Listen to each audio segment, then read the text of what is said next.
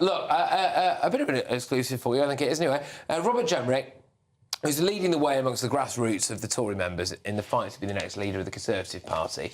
So, Popular Conservatism's first opinion poll has him ahead on 24%, just ahead of fellow frontrunners Kemi Badenoch and Priti Patel on 23% and 21% respectively. The polling also revealed that 86% of Tory members want out of the ECHR, 78% want to scrap net zero, and interestingly, more than three-quarters think the next Conservative leader should warmly welcome Reform UK members and parliamentarians into the party.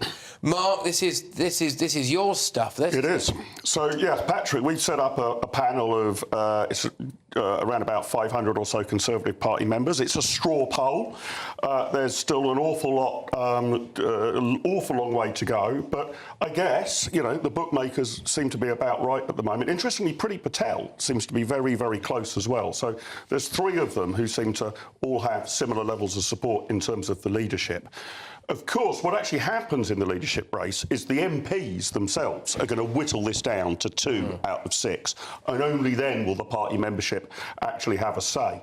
But it seems pretty clear to me that whoever is going to prevail, and I strongly suspect it will be one of these three, Robert Jenrick, Kemi Badenoch or Priti Patel, are going to have to address a lot of concerns of Conservative Party grassroots members, just as you've said, because ultimately the decision rests with the membership. Well, Robert Jenrick is the frontrunner in this particular poll, and I'm going to play a clip now, and I'll get you to react off it, Adam, and then you, Rebecca. So this is Robert Jenrick, which has caused quite a lot of controversy earlier on.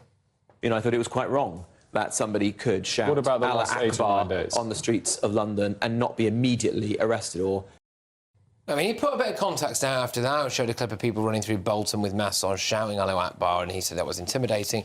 Adam, do you think it's right he's been called Islamophobic? I think it was very clumsy, what he said and how he said it. I think there is intimidation tactics being deployed there. You know, if they feel their backs are to the wall, they're showing this is who we are. I think the way he said it was pretty wrong, really clumsy. But for me, I've said his leadership material before, but out of the three, for me, Priti Patel seems the stronger, more conservative out of them all. I mean, Kemi worries me because of her links to Michael Gove.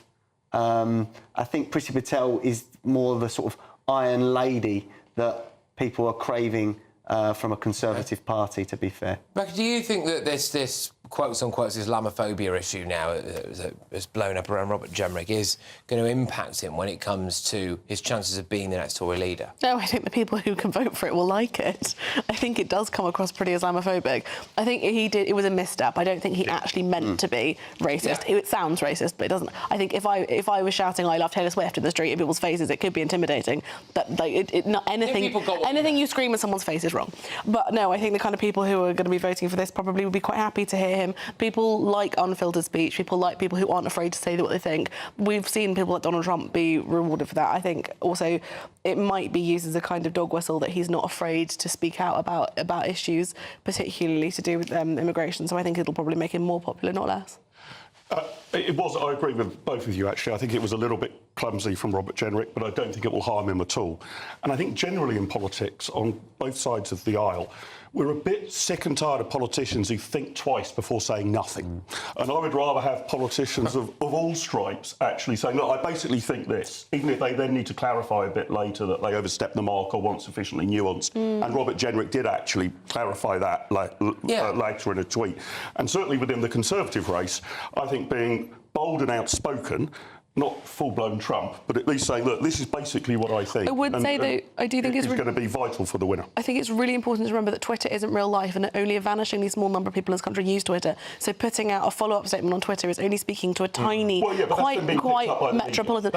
But by tiny degrees to who heard it the first time. Right, so this idea that you can just say whatever you want and then... is to clarify it. Sure, and he didn't double down, he clarified. Sure, but I don't think we should move towards a model where politicians just say things and then put a statement on Twitter, because Twitter isn't real. No, it doesn't really matter. You clarify your position in public. I think people got the gist. I think people got the gist of what he was saying, and I think that there are times, you know, there are times. I mean, we've played clips of it already tonight. We've not got time to do it again right now. But you know, where I think people in balaclavas running through the street, sometimes with weapons visible, who happen to be shouting Allahu Akbar, I do think it's perfectly reasonable to say that in that context... That but a visible weapon is the issue there. If somebody's running around with a visible weapon, it doesn't matter what they're shouting, they have a weapon. And the group... A balaclava is a hat, a weapon is a weapon. Oh, right. The problem there is the weapon. I think you potentially being a little... If you take the politics out of it and you take everyone out of it and you put yourself in the position of being a little old lady who's walking to the shops and those people run past you shouting that, it is not the phrase that they're saying God is great, it's part of the wider context. And to be fair, if anyone, whether they be white, black or brown, with a balaclava, run past shouting anything, that little old lady would be intimidated. And so would most people, Patrick. And of course, this phrase has actually been associated with you know, egregious terrorist attacks. Usually it's said very peacefully and softly, whereas I don't think Rebecca screaming that she loves Taylor Swift has ever been associated with any violent behaviour. Well, except that neatly dovetails into what we're going to discuss in a minute. It does.